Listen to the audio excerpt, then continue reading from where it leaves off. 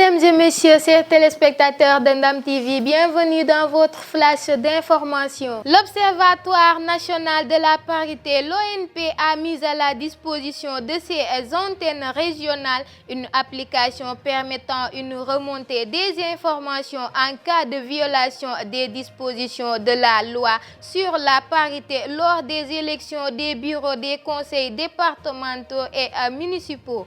Ce dispositif de collecte de données a été représenté ce mercredi à Dakar. La Fédération des associations nationales des parents d'élèves du privé du Sénégal demande à l'État de trouver une solution à la crise scolaire qui affecte aussi les écoles privées, souvent délogées par les élèves du public. À défaut, elle exige du gouvernement d'assurer la sécurité de ces établissements afin de permettre à leurs élèves d'étudier en toute tranquillité. Le docteur Abdourahmane Diouf, dans une communiqué, annonce que l'idée d'un report des élections législatives se fait du jour au lendemain des locales avec la victoire de l'opposition dans les grandes villes du Sénégal.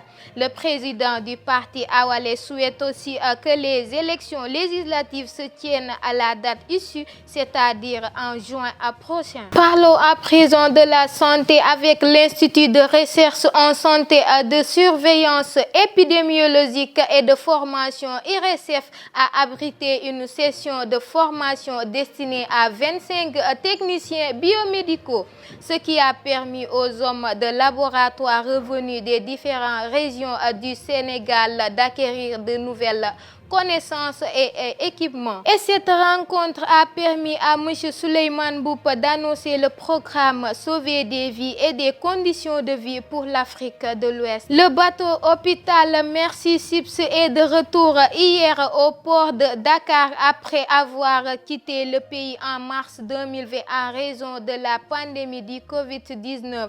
Le navire de l'Espoir va proposer des soins médicaux gratuits à quelques 3000 patients sénégalais avec des interventions chirurgicales relatives notamment à la pédiatrie, à l'orthopédie ou encore à la chirurgie maxillofaciale. Parlons à présent du sport. Le Sénégal s'est imposé de 3-1 contre le Burkina Faso pour composter son ticket pour la finale de la CAN. C'est la deuxième finale consécutive pour les coéquipiers de Sadio Mané et il fait retenir son souffle et avoir le cœur bien accroché pour la première affiche du dernier carré de cette CAN. L'actualité hors de chez nous, nouveau carnage en RDC. Un site déplacé a été attaqué par des miliciens. Au moins 40 civils ont été tués, 50 selon des sources administratives et de la société civile. L'engagement de la France au Mali.